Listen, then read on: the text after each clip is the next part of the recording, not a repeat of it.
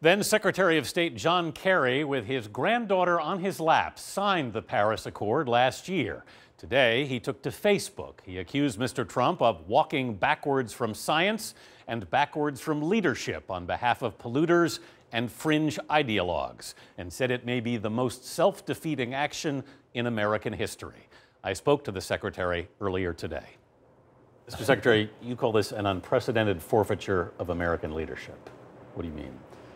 Well, when 195 countries come together working for decades and the United States of America takes the leadership in order to join with China, two largest emitters in the world of carbon emissions, to say we must begin to reduce, and then to have a president stand up and simply unilaterally walk away from that without scientific basis, not based on facts in terms of our economy.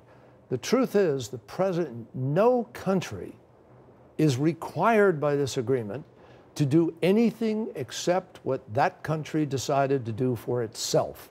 So Donald Trump is not telling the truth to the American people when he says, we have this huge burden that's been imposed on us by other nations. No, we agreed to what we would do. We designed it.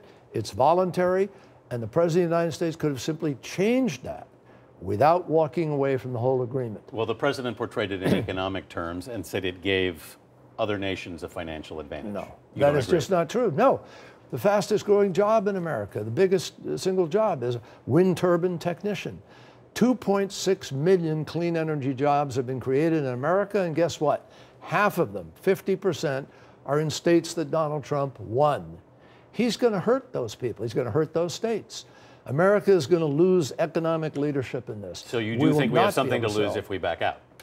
I think we have indeed. Do you think American businesses are going to flourish when they knock on the door of a country and they say, well, we want to give you solar? They're going to say, well, you guys just walked away from the deal. You're not committed to this. That's why major companies, among them, ExxonMobil, I mean, major Fortune 500 companies all supported staying in the Paris Agreement because they know what this means in terms of their job base, their growth, and economy. The president said he was elected by the people of Pittsburgh, not the people of Paris. Well, indeed, absolutely true.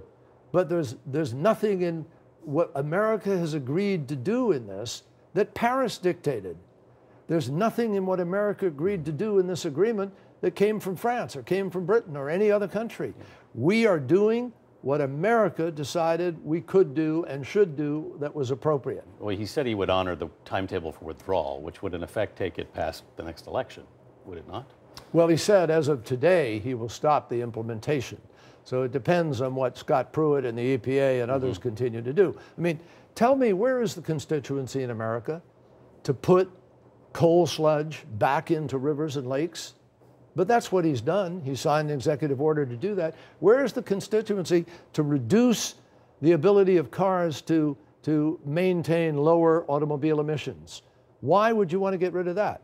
What Donald Trump is doing is serving the polluters and serving a narrow group of ideological interests. That's not leadership. That's abdication of responsibility. And this step does not make America first. It makes America last. Mr. Secretary, thank you. Thank you.